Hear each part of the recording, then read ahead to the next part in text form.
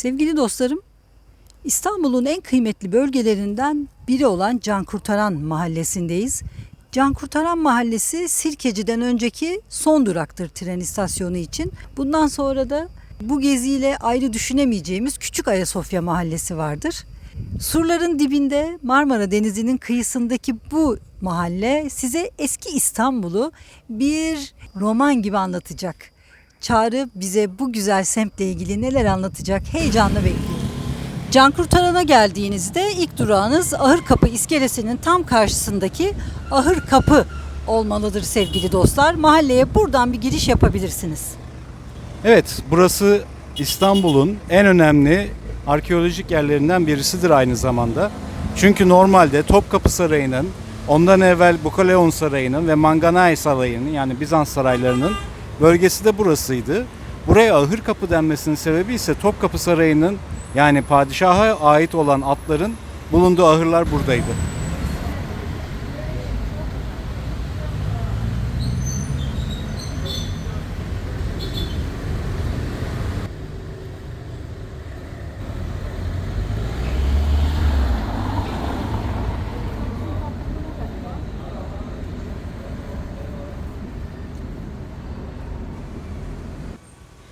Cankurtaran'a geldiğinizde Akbıyık Mahallesi'ne doğru yürürken pembe boyalı bu güzel evi göreceksiniz.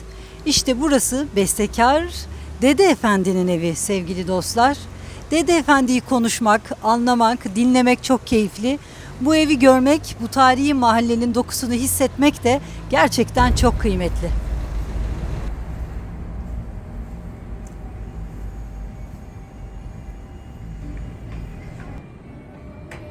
Binaya girdiğimizde zaten o sokağın kalabalığından çok uzakta hoş sada bırakacak şarkılar, Dede Efendi'nin bir büstü ve meşk yapıldığını anladığımız bir ortam karşılıyor bizi. Zannediyoruz buralarda güzel müzikler de belli aralıklarla dinlenebiliyor.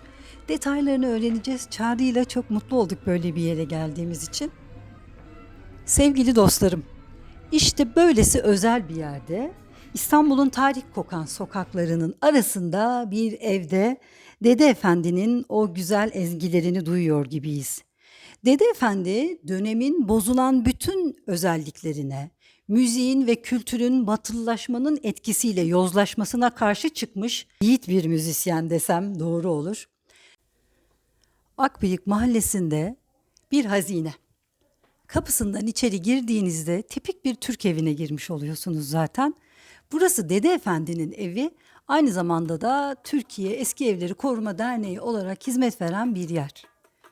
Tarihi mahallenin orta yerinde ücretsiz gezebileceğiniz, belli aralıklarla konserleri, etkinlikleri, hat ve ebru sanatı kurslarını ve gösterilerini izleyebileceğiniz bu mekan, size Safranbolu'daki Beypazarı'ndaki o Türk evlerinin tüm detaylarını, eyvanını, avlusunu, mutfağını, banyosunu, dolaplarını, sedirleriyle, bütün detaylarıyla sunacak. Çok uzağa gitmenize gerek yok. Sirkeci'den bir trene binin, Cankurtaran'da inin, çok kısa bir yürüyüşle buradasınız. Burayla ilgili daha uzun konuşmak da gerekebilir sevgili dostlar. Gelin onu da geniş orta alana bakarak güzelce anlatalım. Dede Efendi'nin anılarıyla yüklü bu evde gezerken Dede Efendi'nin yaptıklarını, bıraktığı eserleri düşünmemek mümkün değil. İlk aklımıza gelen ve hepimizin bildiği yine bir Günnihal şarkısı, Dede Efendi'nin kendi kültürüne karşı bir sisteme, karşı durarak bestelediği bir eser. Osmanlı son dönemlerinde yüzünü batıya çevirmiş, gerek mimaride gerek müzikte batılılaşma etkisinde kalarak büyük bir kayıp yaşamış. Bunu göz ardı edemeyiz. İşte Türk musikisinin o değerlerinin yitirildiğini gören Dede Efendi buna isyan ederek kendi tarzının Türk müziğinin biraz dışında yine bir Günnihal şarkısıyla sesini duyurmaya çalışmış.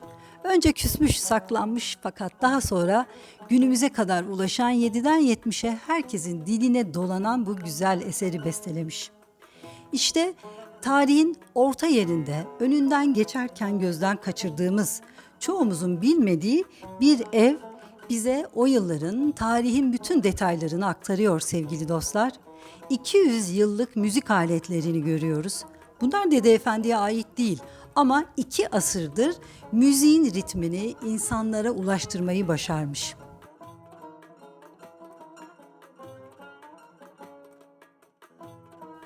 Sevgili dostlar, Dede Efendi aslında bir Mevlevidir. 3. Selim zamanında keşfedilmiştir. 3. Selim de kendisi de aslında meşk etmeyi seven birisi olduğu için, musikiye meraklı birisi olduğu için Dede Efendi'yi keşfetmiş ve ondan sonra sarayla da oldukça yakın ilişkiler içerisinde bulunmuştur. Hatta Enderun'da müzik dersleri bile vermiştir. Daha ilerleyen zamanda da 3. Selim'den sonraki padişahlar ona hürmet etmiş olsalar da kendisi fark etmiştir ki artık Osmanlı'da bir batılılaşma vardır ve özellikle de vals müziği Osmanlı Sarayı'nda daha çok tutulur hale gelmiştir. Bu sebeple de birazcık da buna karşıt bir görüş olarak kendisi de vals müziğine benzeyen ama Türk müzikisinin inceliklerini de içeren yine bir Gülnihal isimli besteyi yapmıştır. Sevgili dostlar, Can Kurtaran'ın içerisinde en eski camilerden bir tanesi olan Akbıyık Camisi vardır. Akbıyık Camisi'ne niye Akbıyık Camisi dendiğini öğrenmek isterseniz yaptığınız araştırmanın sonucunda karşınıza çıkacak olan şey Akbıyık Sultan'ın o camide defnedildiği şeklinde olacaktır. Akbıyık Sultan kimdir? Akbıyık Sultan 2. Murat ve Fatih Sultan Mehmet döneminin evliyalarından bir tanesidir. Kendisi aynı zamanda Hacı Bayram Veli'nin de öğrencisidir. Ve Osmanlı Devleti İstanbul'u fethettiği zaman da gene burada ilk camini de yaptırmıştır. Ancak ne caminin kendi orijinal hali ne de onun türbesi günümüze kadar ulaşmamıştır.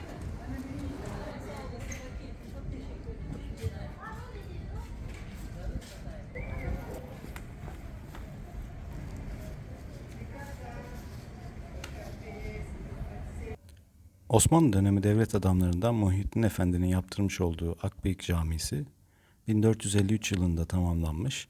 Mimarı hakkında pek bir bilgi olmayan yaklaşık 192 metrekarelik bir alana yapılmış bir cami. Burasının tabii uzun zaman içerisinde orijinal yapısı tamamen kaybolmuş.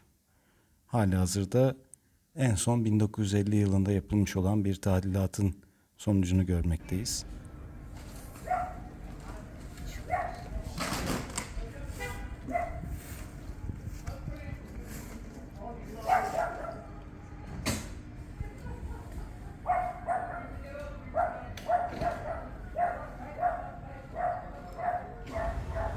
Karşıda gördüğünüz ilk kulenin olduğu bölge tren istasyonunun Can Kurtaran durağı. Orada indiniz, Akbıyık Mahallesi'ni gezdiniz. Daha sonra Küçük Ayasofya bu videonun içinde olacak ve birbirinden ayrı düşünemeyiz. Yolun devamında sizi Topkapı Sarayı'nın tarihi duvarları karşılayacak. Tabii ki bunlar hep yenilenmiş. Duvarın önünde, surların önündeki kalıntılar burada bize daha önce ya bir çarşı olduğunu ya da surların önünde belli bir koruma alanı daha kurulduğunu gösterir. Buradan Topkapı Sarayı'na, Soğukçeşme Sokağı'na doğru çıkıyoruz. Birazdan göreceğimiz bir örnek evde ahşap evlerin surların duvarına ne kadar yakın ve hatta bitişik olduğunu gösterecek bize. Tarihi surları takip ederek ilerlediğimizde karşımıza çıkan ilk ahşap ev surlara sırtını yaslamış ve bu bölgenin zamanındaki mimari özelliklerini en güzel detaylarıyla bize aktaran bir yapı. Bu yolu devam ettiğinizde karşınıza çıkacak olan önce bir çeşme meydanı çıkacak, Topkapı Sarayı ve Ayasofya ve sonrasında Soğukçeşme Sokağı karşınızda. İşte oradaki evlerde surlara sırtını nispeten hani bunun gibi sıfır değil ama mesafeli de olsa yaslamış güzel Türk evi örneklerindendir. Önemli bir detay, görüp gezmenizi tavsiye ediyoruz sevgili dostlar.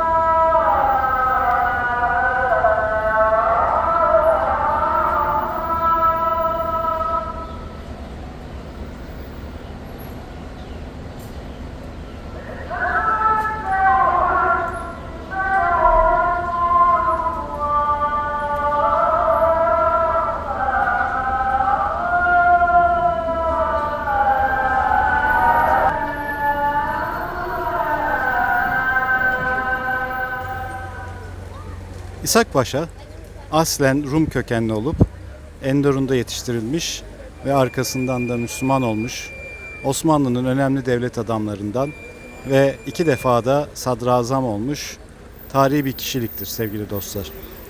İshak Paşa'nın Topkapı Sarayı'nın hemen surlarının dibinde, şöyle size gösterelim ki buradan yukarı çıktığınız zaman Topkapı Sarayı'nın girişine varırsınız. Hemen dibinde can kurtaranın içerisinde şu görmüş olduğunuz İshak Paşa Hamamı, ki bugün artık oldukça harabe bir durumdadır. Bir de hemen yanına yaptırmış olduğu İshak Paşa Camisi vardır. Cami ve hamam özellikle de İstanbul'un fethinden hemen sonra sayılabilecek 1480'li yıllarda inşasına başlanmış ve 1482'de tamamına ermiştir. Çok güzel bir gezi yapıyoruz sevgili dostlarım. İstanbul'un hazineleri diyebiliriz bu bölgeye. Can Kurtaran Mahallesi, Ahırkapı ve Akbıyık Mahallesi'ni dolaştık. Çok önemli yerler gördük. Bu yokuşun altında surların hemen karşısında İshak Paşa Camii'ni ve tarihi hamamı gördük. Sokaklarda dolaştık. İşte o bilinen meydana çıktık. Bu güzel tarihi çeşme, Ayasofya, Topkapı Sarayı ve Soğukçeşme Sokağı. Hepsini bir arada görebileceğiniz bir hazine. Ama hep söylediğimiz gibi İstanbul'un bu merkezlerini görmek elbette çok önemli. Ama mutlaka ara sokaklarına girin ve o sokaklarda kaybolun ki bu bir tur gibi düşünün. Bu turu tamamlamış olun. Şehri, bu hazineleri, bu mirası çok daha iyi anlamış olun. Soğukçeşme Sokağı'ndayız. Burada Türk evlerinin çok güzel örneklerini görmek mümkün. Soğukçeşme 3. Selim döneminde yaptırılan yine bir Türk mimari eseri olan bir çeşmenin 1800'lü yıllardan günümüze ulaşan çeşmenin adıyla anılır. Bu sokak Topkapı Sarayı'nın surlarına yaslanmış ya da biraz mesafeli de olsa yakın evleriyle dikkat çekiyor. Bu evler bir dönem Ayasofya'yla ya da Topkapı Sarayı'yla yakın ilişkisi olan, orada çalışan, görevli olan insanların ikamet ettiği evlermiş. Sonraki yıllarda bu evler çeşitli tadilatlar görmüş, atıl durumda kalmış ama günümüzde özel bir işletmenin sahiplenişiyle, otel haliyle hizmete kazandırılmış.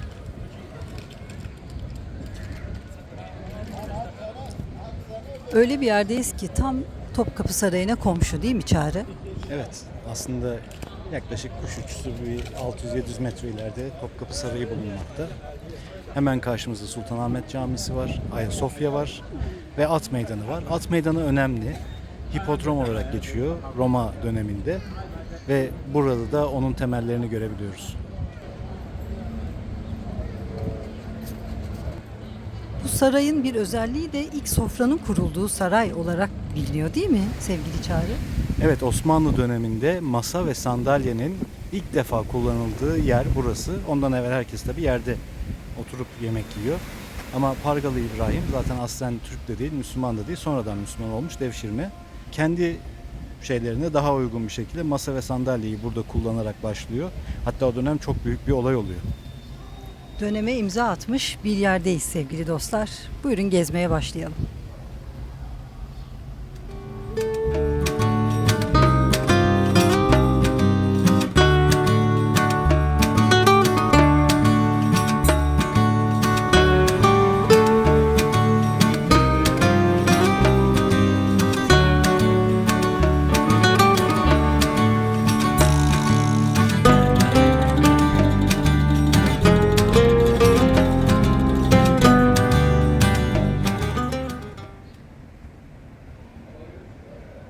Müzeye girdiniz, avluda biraz dinlendiniz.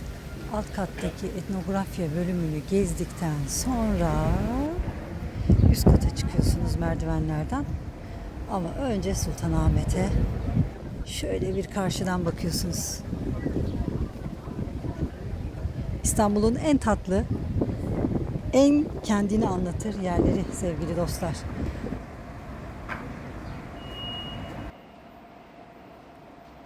Türk İslam Eserleri Müzesi bir saray olmasından ötürü büyük bir ihtimalle geniş ve düz ayak bir alan. Burayı gezmeye başladığınız zaman Selçuklu'dan Osmanlı'ya çeşitli dönemlerdeki Müslüman Türk devletlerinin eserlerini görüyorsunuz. Burada dikkatimizi pek çekmese de aslında yerde görmüş olduğunuz zincirler Boğaz'ı halıda da tasvir edildiği gibi Fatih Sultan Mehmet'in İstanbul kuşatması esnasında kendisine karşı kullanılan zincirler. Selçuklu'nun duvar kabartmalarından yine 10. yüzyıldan 11. yüzyıldan kalma halılara kadar birçok eser Türk İslam Eserleri Müzesi'ndeki yerini almış durumda.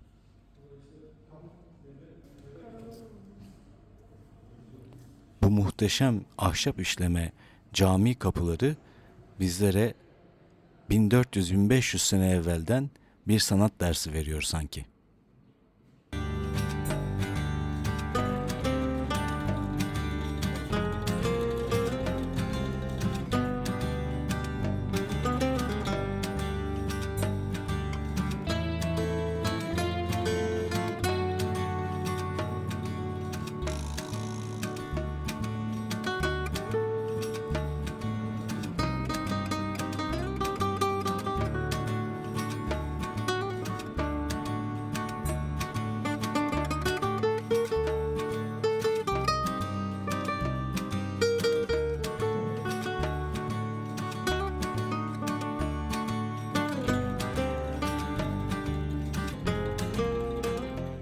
Damat İbrahim Paşa Sarayı ya da Türk İslam Eserleri Müzesi aynı zamanda Roma dönemindeki İmparatorluk Hipodromu'nun, yani at yarışlarının yapıldığı yerin kalıntılarını da yakından görebileceğiniz bir nokta. Sultanahmet Meydanı'ndan denize doğru ilerlediğiniz zaman kıvrıla kıvrıla inen yolu takip ederseniz hipodromun, yani Doğu Roma İmparatorluğu döneminde yapılmış olan hipodromun günümüzde dışarıda kalan yegane parçası olan deniz surlarını da, deniz tarafı surlarını da görmüş olacaksınız. Burayı da gördükten sonraki yolumuz Sokulu Mehmet Paşa Camii olacak. Bugünkü Sırbistan içerisinde yer alan Sokol kasabasından gelen, Sokollu olduğu için de ismi, lakabı bu şekilde anılmış olan Sokollu Mehmet Paşa Camisi Kadırga bölgesinde bulunmakta. Kendisi Sultan II. Selim'in kızı olan İsmihan Hatun'la evlenmiş ve Osmanlı'nın önemli sadrazamlarından birisi haline gelmiş. Sokollu Mehmet Paşa'nın buraya yaptırmış olduğu külliye esasında Mimar Sinan'a ait bir eser. Rüstem Paşa Camisi'nden sonra burası da çinileriyle oldukça meşhur, fakat burada Rüstem Paşa Camisi'nden çok daha öne çıkarılmış durumdalar. Bir başka özelliği ise Sokollu Mehmet Paşa Camisi'nin içerisinde 4 tane Hacerül Esved taşı parçasının bulunması. Hacerül Esved taşından parça almak öyle çok imkanlı bir şey değil, çok mümkün bir şey değil. Zira normalde tabii buna dokunulmuyor. Fakat vakti zamanında Kabe tarafında bir sel çıkıyor ve bu sel esnasında taş hasar görüyor. O hasar esnasında ortaya çıkan parçalardan 5 tanesi, ki toplamdaki 5 tanesi İstanbul'a getiriliyor. Bu parçalardan 4'ü Sokulu Mehmet Paşa Camisi'nde yerleştiriliyor. Bir tanesi de Kanuni'nin mezarına yerleştiriliyor. Caminin içerisindeki huzur, Mimar Sinan'ın vermiş olduğu o ruhani hava bugün bile işimize işlemekte.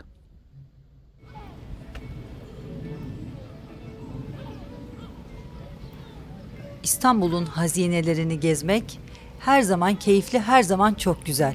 Bu gezimizde de sahilden başladığımız rotamızı tekrar Marmara kıyılarına doğru yönlendiriyoruz. Bir U harfi düşünün, haritada da gösterdi sizin için Çağrı. Öyle bir gezi yaptık. Önem sırasına, ilgi sırasına göre bir düzenleme yaptık. Sizler isterseniz bu rotayı çeşitlendirebilirsiniz. Küçük Ayasofya mahallesindeyiz. Hemen karşımızda bu mahalleye ismini veren Küçük Ayasofya Camii'ni görüyoruz. Bu mahalle eski İstanbulluların, ben İstanbul'da doğdum büyüdüm diyenlerin doğup büyüdüğü, yaşadığı mahalledir. Yolu İstanbul'dan geçmiş, burada köklenmiş birçok insan işte bu mahallede yaşamış. Bu mahallenin kültürüyle, İstanbul'u anlamıştır.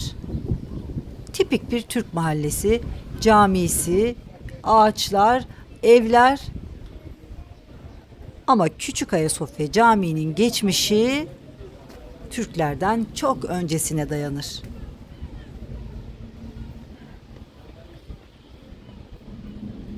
Avluya giriyoruz. Avluya girdiğimizde hissettiğimiz şey Sultanahmet Meydanı'ndaki Ayasofya Camii'dir. Doğru bir his, çünkü burası Ayasofya Camii ile benzerlikler taşır.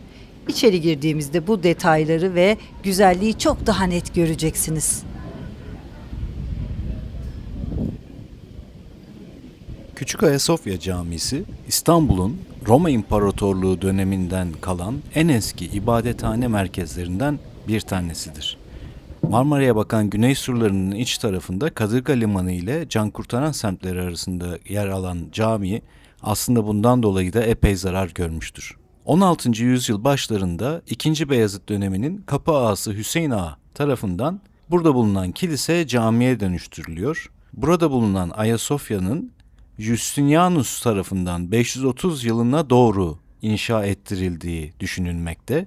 Yani karşımızdaki yapı aslında yaklaşık 1500 yıllık bir yapı. Burası Sultanahmet Meydanı'ndaki Ayasofya'nın taban planına da çok fazla benzediği için buraya hep Küçük Ayasofya denilmiştir. Buranın avlusunun içerisine daha evvelden Petrus ve Pavlus adlarına sunulmuş 2 tane bazilika tipinde kilise de mevcutmuş. Bir saray hikayesine göre Justinianus amcası Justinos'un aleyhine bir ayaklanmaya karışır ve cezalandırılacağı sırada azizlerden Sergios ve Bakos Justinos'un rüyasına girerek lehinde tanıklık ederler. Böylelikle de daha sonradan imparator olacak olan Justinianus bir şekilde bu isyandan dolayı cezalandırılmaktan kurtulur ve bunun için de şükran borcunu ödemek üzere bu azizlerin adına kiliseyi yaptırır. Küçük Ayasofya Camisi'nin ilk minaresinin tam olarak nasıl olduğu ve nerede olduğu bilinmemekte. Zira şu anda gördüğünüz minare 1700'lü yıllarda, 1750'li yıllarda yeniden yaptırılmıştır. Daha doğrusu minarenin barok yapısı sebebiyle 1750'lerde yaptırıldığı düşünülmektedir.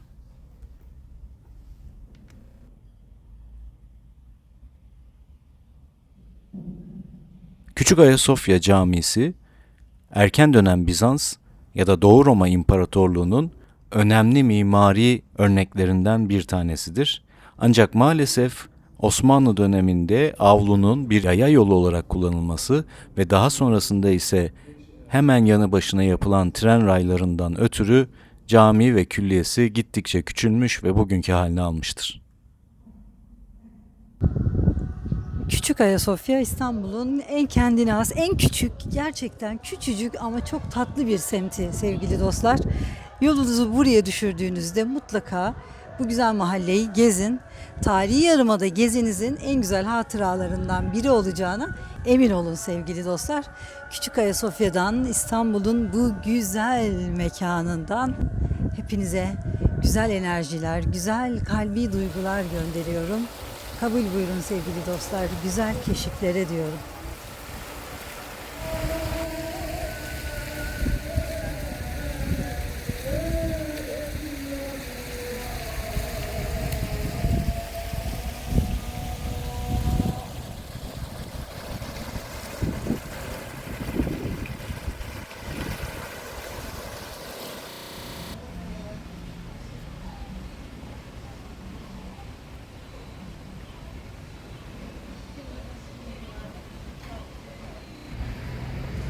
Sevgili dostlarım, Küçük Ayasofya ve Kadırga, Kumkapı hepsi birbiriyle iç içe geçmiş semtler ve bu bölgeye geldiğinizde hepsini bir bütün halinde gezerseniz şunu göreceksiniz. Bu sokak Küçük Ayasofya mıydı, Kumkapı mıydı? Böyle baka baka sonra gezeceksiniz ve sahile bakan, eskiden tabii Marmara Denizi'ne karşıdan bakarmış, çok yakından bakarmış. Şimdi biraz geride kalmış. Bu mavi evi görüyorum. Enfes.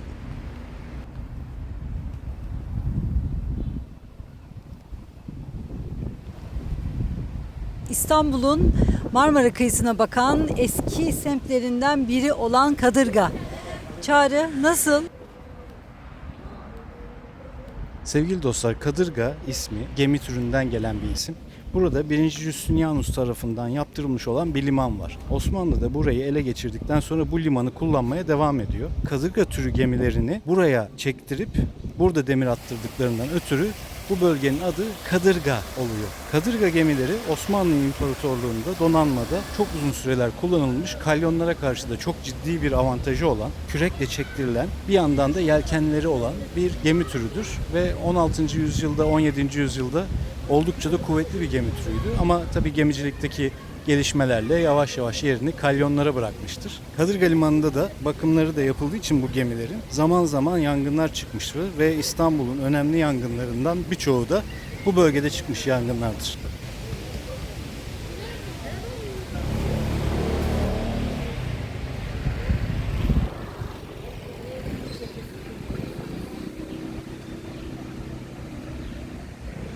Sevgili dostlarım, Kadırga'ya geldiğinizde sizi bir yere gelmenizi, bir yerde bir kahve içmenizi ve Arif amcayla tanışmanızı tavsiye edeceğim. İşte bu güzel kahve havuzlu kahve olarak, havuzlu kıraathane olarak tarihi bir yer. Kadırga'nın meydanında o eskinin hatırasını yaşatır bize. Şimdi buyurun birlikte bu güzel yere gidelim. Havuzlu kahvenin içini görelim. Bir sade kahve içelim. Hep söylediğim gibi İstanbul'da her semte kendi ruhunu katan mekanlar vardır. Havuzlu kahvede Kadırga için böyle bir yer sevgili dostlar. Arif amca bu yaşımdan sonra ünlü oldum diyor. O yüzden siz de Arif amca buradayken gelin burada bir sade kahve için Kadırga'nın, İstanbul'un eskisinin tadını çıkarın. Sevgili dostlarım, sizlerle çok güzel bir gezi yaptık. Gezimizi de Marmara Denizi'ne karşı tarihi surların hemen yanı başında bitiriyoruz.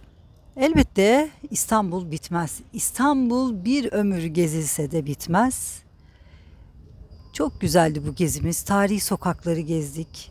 Detayları fark ettik. Ara sokaklarda İstanbul'un lezzetine vardık. Bu tarihi ortamda İstanbul'u anlamak için bizlere her zaman destek olan siz sevgili dostlarımıza yorumlarınızla, sosyal medyadaki desteklerinizle ve hep bizimle birlikte keyifli gezilerde eşlik edişinizle hepinize bir teşekkür ediyoruz Çağrı'da ben de. Bu güzel ortamda sizlerle keyifli oldu değil mi Çağrı bugün? Gezi nasıl oldu? Başladığımız yerde bitiriyor gibi olduk. Sol tarafımız bakın hemen şöyle bir dönelim videoyu bitirirken. Günü bitirirken işte Topkapı Sarayı'nın duvarları. Solda Sultanahmet Camii'ni görüyorum. Gerçekten kıymetli bir yerdeyiz. Evet. Hemen şu surların hemen sağ tarafını gösterirsen orası da Topkapı Sarayı'nın aslında içerisinde kalan bölgedir. Hala hazırda tabi buralara giriş yok. İstanbul bitmeyecek bir yer. Özellikle de tabi tarihi yarımada hiçbir şekilde bitmeyecek bir yer. Bugün sokak sokak gezdik. Bir kısmını çektik. Bir kısmını kendi hafızamıza kazıdık. Ama çoğunluğunu sizinle paylaşmış olacağız. Bu videoda da paylaştık zaten. Umarım beğenmişsinizdir. O kadar güzel bir gezi oldu ki sevgili dostlar. Bitiremiyoruz öyle söyleyelim. Topkapı Sarayı ve Ayasofya karşımızda. Gün akşama dönerken tur rehberinin yine çok güzel bir keşif yaptı. Yine İstanbul'u fethettik sevgili dostlar. İşte o fetihe tanık olmuş güzel sokaklarda sizlerle birlikte keşif yaptık. Birlikte nice güzel keşifler, nice güzel geziler yapalım. Bizi sosyal medyadan, Instagram hesabımızdan ve Spotify'daki sohbetlerimizden de takip etmeyi ihmal etmeyin. Orada da gerçekten keyifli içerikler paylaşıyoruz. Evet. Sağlıcakla kalın diyoruz. İstanbul'da kalın, esen kalın.